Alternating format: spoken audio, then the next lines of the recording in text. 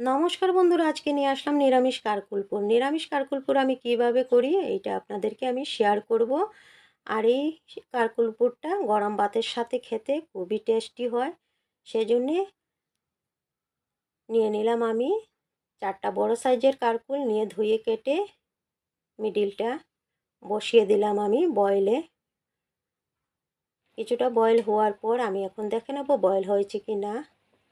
আরও একটু ফুটিয়ে নামিয়ে নেব, কিছুটা বাকি আছে এখনও। নামিয়ে নিলাম, নামিয়ে তারপর এটার বিচিগুলো বের করে নিলাম। এটার জন্য এখন আমি মশলা রেডি করব। আদা, কাঁচা লঙ্কা, শস্য, এটা আদা পেস্ট হওয়ার পর নামিয়ে এটার মধ্যে কারকুলের বিচিগুলো দিয়ে দেব।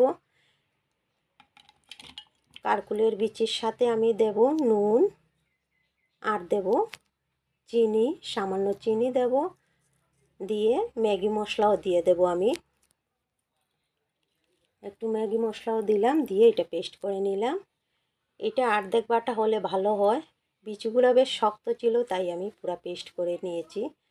পেস্টটা হওয়ার পর কারকুলের মধ্যে ভরে নিলাম। আর এখানে দিয়েছি বেসন, সুজি, লঙ্কার গুঁড়ো, চিনি, হলুদ, নুন দিয়ে কালো জিরা দিয়ে একটা একটা করে কারকুল ডুবিয়ে গরম সরষের তেলের মধ্যে দিয়ে দিলাম। একটা একটা করে 4টা দিলাম, 4টা দিয়ে উলট পালট করে ভেজে নিলাম 4টা, এরপর আরও 4টা ভেজে নিলাম।